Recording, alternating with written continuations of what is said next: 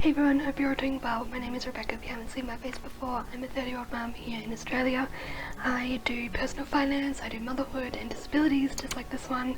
So if you like what you see, feel free to subscribe, comment, like, do all the stuff. Today's video I'm going to be discussing and talking through my experiences of being disabled and being a disabled parent and having a child with disabilities, because that is a double whammy right there. It's really hard, and for those who either have a disabled child or who have typical children and are disabled, like I'm with you, and even those like me who have the double whammy, I just want to validate that whatever you're feeling, whatever you're experiencing, it's okay to feel that. So to catch everybody up to speed who may be new here, I'm legally blind and I have Meniere's disease, and then my daughter has a rare chromosome deletion. She's like 1 in 15 global cases ever to be recorded. But with that comes, a lot of global delay. She's 3.5, she's not walking yet. She is like furniture walking, and we've now got a gait trainer for her because she has hypertonia. If you don't know, that's just low muscle tone. It's not just, it's like low muscle tone. She's got sort of like a moderate case, and interestingly, I didn't know this before, but when you have hypertonia, it's different levels in different areas of your body. So for example, like my daughter has pretty low, I would say, hypertonia in her upper body, but her lower body is pretty moderate, so that's why she's a bit more delayed with walking and stuff, and she gets more tired easier. She's a clefty kid. She had a cleft palate, and she also had a recessed jaw when she was born, so she had to have jaw surgery. So we've had multitude of surgeries. She also has some behavior things that we're currently trying to navigate and get supports for with NDIS, but it's been a real struggle to trying to navigate all of that along with my own disabilities, because they have somewhat progressed, somewhat stabilized. Yeah, it's a real balance. It's really trying to balance taking care of myself, and this is just general, right? In my eyes, we really can't take care of our kids if we can't take care of ourselves.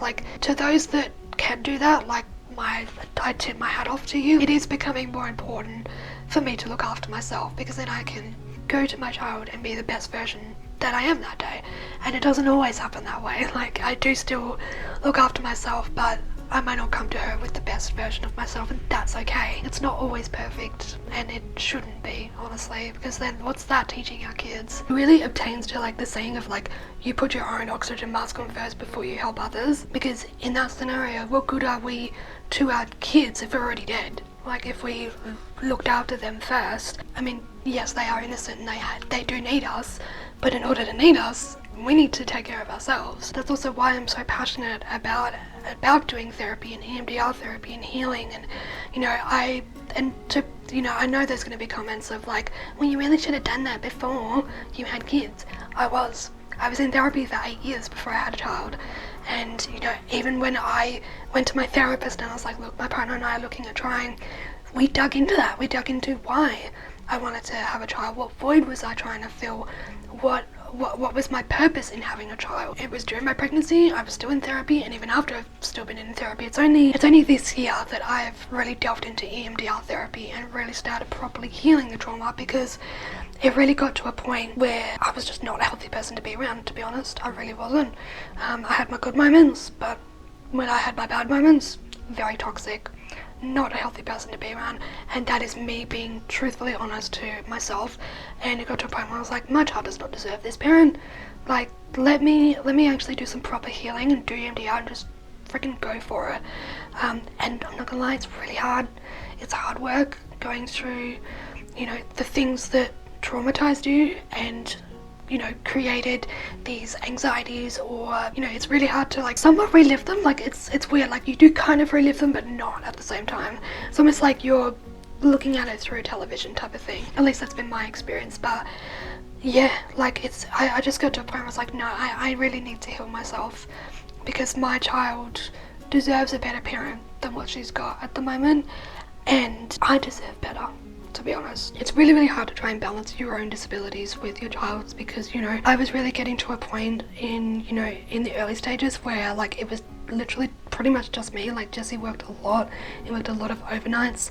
I'm legally blind, so I can't drive, and I really asked for a lot of help, and unfortunately, like, to be brutally honest, like, not a lot of people were able to help. I was so lucky that I had such an amazing, and still do, like, such an amazing supportive partner who really took it upon himself to be like, okay, well, something's gonna give, what can we do? Also at the time I was the one that was on carers payment, so I ended up just sticking to what I'm on now, which is parenting payment, and family tax A and B, and rent assistance. So those are the payments that I'm on. For me, it's really been rooted in, you know, my partner Jessie being so supportive and so on board with, you know, like really taking that initiative and being like, okay, I need to help my family, I need to be able to try and figure out how to support them the best way that we can. Because the other thing is too, with NDIS for our daughter's age, like, we can't get any sort of like special aid or special care or anything like that because of her needs and everything. She can't go to daycare. It was really on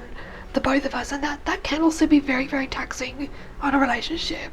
And you know, like, Jessie and I, we're very lucky that we were both very stable beforehand, and I guess, you know, obviously stable couples can also fall apart when you have a child, but kind of balance everything, especially with disabilities. It's trying to like help him understand, because he's fully healthy, like he doesn't experience what I experience. Educating him in a way that's helpful for him to be able to like work around us. Does that make sense? And again, that's not always perfect. So yeah, all in all, it can be really tricky to try and balance it, and I'm curious to see, like, as she gets older, as we get older, as the years go by, like, if that will change, if it will get easier or be even more challenging. I hope not, but we just don't know. Nobody has a crystal ball. We're really trying to focus on now, and I am thankfully in a season of my like disability with my ears that it's almost like a plateau. Like, I'm kind of stable. I'm very much stable. A lot of that's got to do with my medication that I'm on. So yeah, that's been really thankful. And I also think that because Jessie has been able to take so much off of my plate with, you know, taking care of our daughter and taking her to her appointments and stuff like that, and like doing all the surgeries and hospital visits with her, I've been able to really take a forefront in really taking care of myself. And again, like, I know some people are gonna be like, you should have done that before. I was doing that. You know, I was putting in the work. But the thing is when you have a child, there are things that come up that you have no idea were an issue prior, that is suddenly right in front of your face, and you don't know how to navigate it, because you're also trying to raise a child and take care of their needs, their most basic needs, but also trying to like play with them and guide them and teach them. And then you have all of these other like limitations and barriers with, you know, like for her, the surgeries and therapies, and like just, you know, now we're doing a school transition, which is new. There's just so much in the early years that are really formative for her and for us as her parents. Like, it's really difficult to navigate, but we are trying, and that's all we can do. So I just want to validate anybody and everybody that is going through a rough time right now with their parenting journey. You're not alone. I'm with you. I feel for you. It's really difficult, but we also love our children. And like, that's the thing, regardless of my disabilities, like, my disabilities will never ever take away my love for my child.